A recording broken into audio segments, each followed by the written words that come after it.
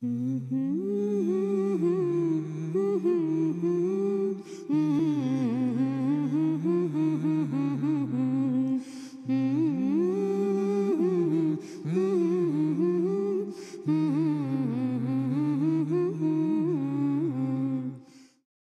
of my earliest experiences with henna was when I was about 5 or 6 years old. My grandmother, she had a large basin of henna paste ready to use, and she called me. She took my hand and put a spoonful of henna in the middle of my palm, and she told me to make a fist, and then she just wrapped my hand around to secure my fist, and I just went to sleep with it on overnight. And then when I woke up, I unraveled the wrap and I removed the henna paste. There was an interesting Z-like pattern on my hand.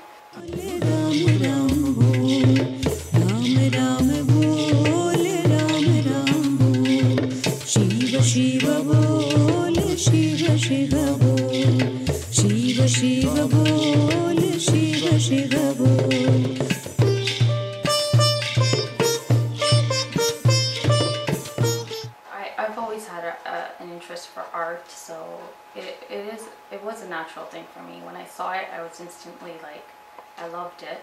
And when I learned that I could apply, elaborate designs with it using cone, it just came natural. It's actually the henna plant. It's the leaves of the henna plant called Lawsonia inermis. And what they do is they pick the leaves and they dry it. They sun dry it, and they mill the leaves. The brew here, there's a lot of recipes, but this is a recipe that was handed down to me from my grandmother. And basically what it is, it's a mix of cloves, tea bags, like a really strong tea.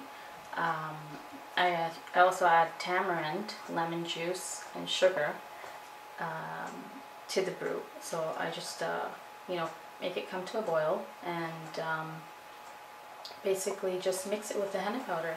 You get a consistency like this. Again. And then you fill it up with in these cones here. And this is the end result. The cone filled with henna paste.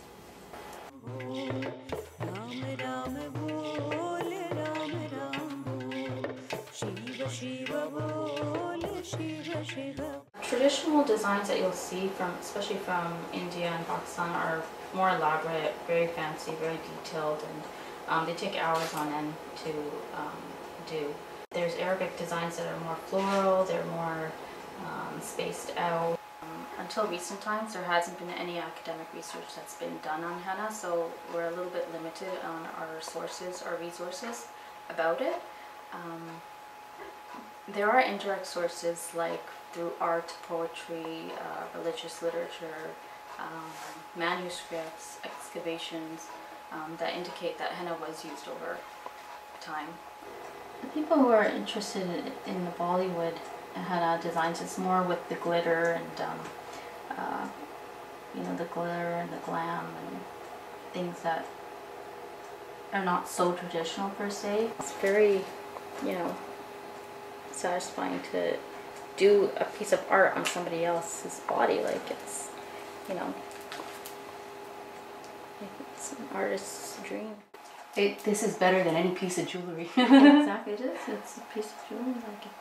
You had mentioned that even Rogers Community TV had been interested in coming to work with you and see your stuff, and they were interested in having current trends. That was the topic, so I thought that was interesting. Well, it started off, more than 10 years ago, because I was so interested in henna itself.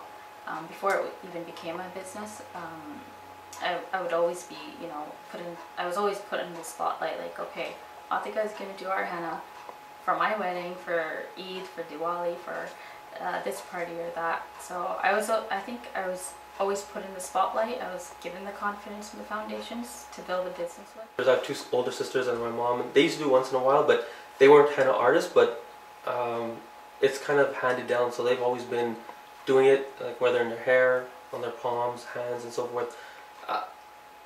As boys growing up in a household, a traditional household, we want to sort of stay away from that because that was a kind of a girls thing.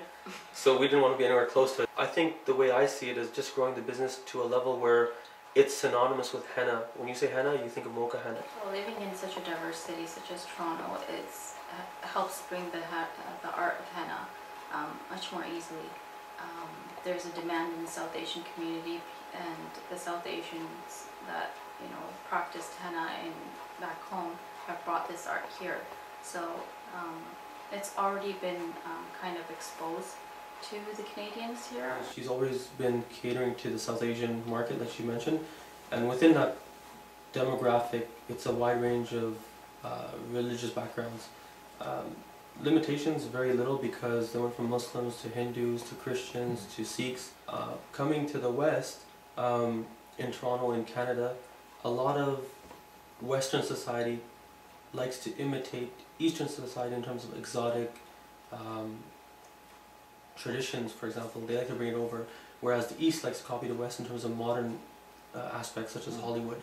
Hence you get Bollywood from Hollywood. I think I see myself as an artist and a teacher at the same time, because this is an art that is obviously handed down traditionally, historically. So that's something that for sure my daughter would learn. Just it's even an oral tradition, because you talk about it, you see it being made, so it's very visual.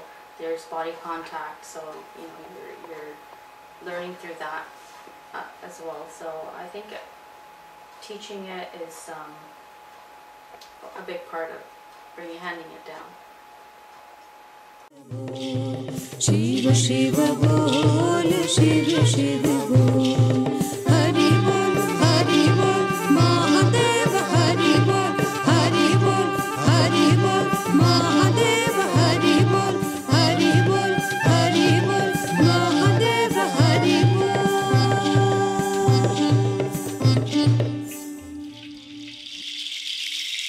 Hari Bol.